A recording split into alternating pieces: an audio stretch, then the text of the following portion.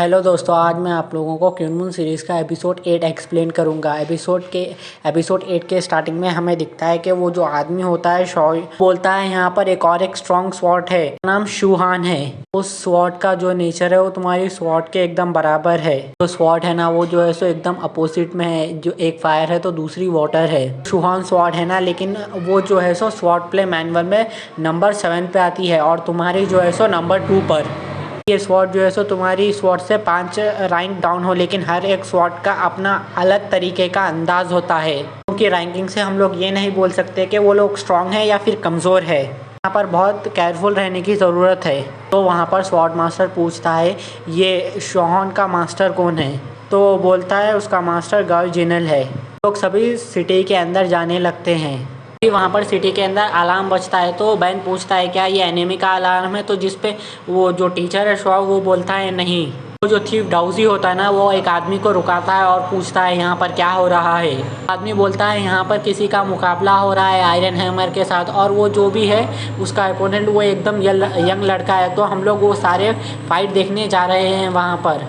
Ben बोलता है चलो कोई तो स्ट्रांग है जो आयरन हैमर की अटेंशन ले सका। डाउजी बोलता है चलो हम लोग भी देखने जाते हैं वहाँ पर, और टाइमिंग जो है सो एकदम स्पीड में भागते हुए जाता है। तभी डाउजी भी उसके पीछे आता है। तभी टाइमिंग रिंग के एरिना में पहुँचता है और उसे जो है सो वो आयरन हैमर दिखता है। बाद में वो देखता है कि उसके अगेंस्ट में जो लड़का ठहरा हुआ होता है वो शायू होता है, तो ये देख के टाइमिंग एकदम शॉक होता है। और फिर वहाँ पर कुछ लोग आके एक कढ़ाई जैसी चीज़ को आयरन हैमर और शायू के सामने रखते हैं, और कंपटीशन ये होता है कि उन दोनों को ये उठाना होगा एक एक करके, और ये बहुत ज़्यादा वजन होती है क्योंकि इसको 12 आदमी एक साथ पकड़ के लाए हुए होते हैं। हमें दिखता है कि आयरन हैमर जो है सो उस कढ़ाई को एकदम आराम से उठा लेता है, जो कि बहुत ज़्यादा वजन थी। ये जो है सो शायू के सामने फेंकता है और बोलता है अब तुम्हारी बारी है इसको उठाने की। शायू भी जो है सो अपनी स्ट्रेंथ की मदद से उसको बड़ी आसानी से उठा देता है। कि आयरन हैमर बोलता है यान की कैलकुलेशन के हिसाब से इसका वेट 2500 पाउंड्स होगा, और 18 साल से पहले तो मैं भी इसको नहीं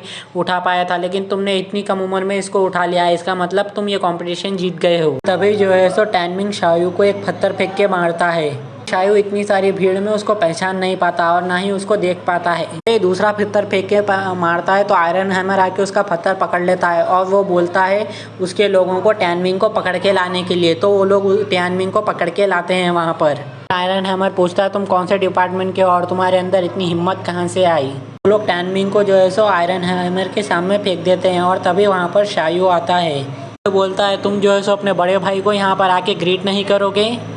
मिंग जो है सो एक्टिंग करता है उसे ग्रीट करने की, और वो जो है सो फिर उसके ऊपर अटैक करने जाता है, लेकिन तभी आयरन हैमर आके उसे पकड़ लेता है।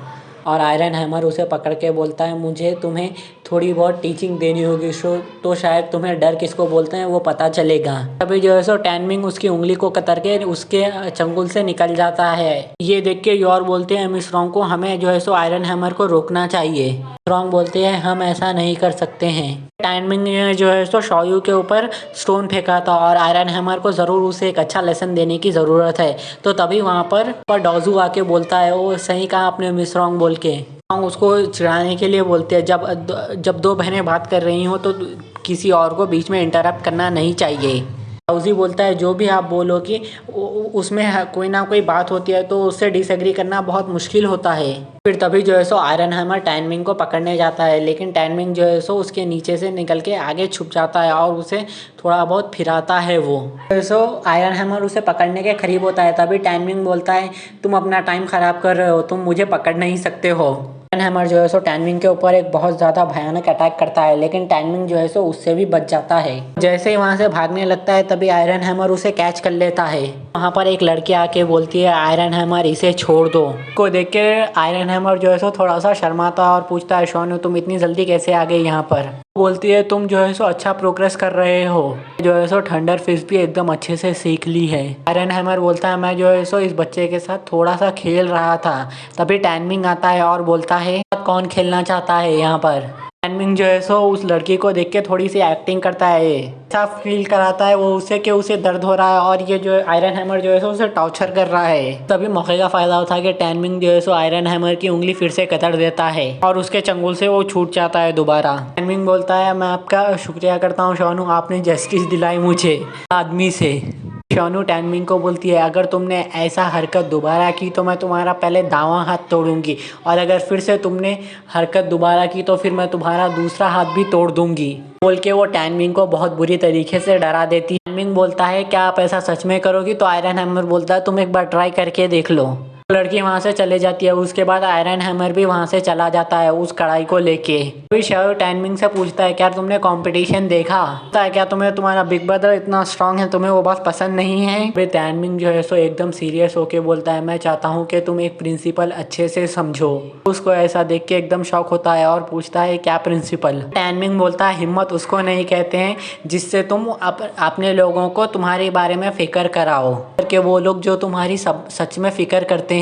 पर्सन वो होता है जो अपने दोस्तों के हमेशा हिफाजत कर सके, खासकर कि वो जो उसके अपने हैं। तो ये बात सुन के शौयू एकदम शॉक हो जाता है। पूछता है ये बात तुम्हारी हो ही नहीं सकती, तुम ऐसा बोल ही नहीं सकते। आगे बोलता है मैं जानता हूँ ये बात मुश्किल है और ये जो है सो दुनिया में बहुत कम लोग सीख सकते हैं, लेकिन मैं चाहता हूँ कि तुम ये बात सीखो।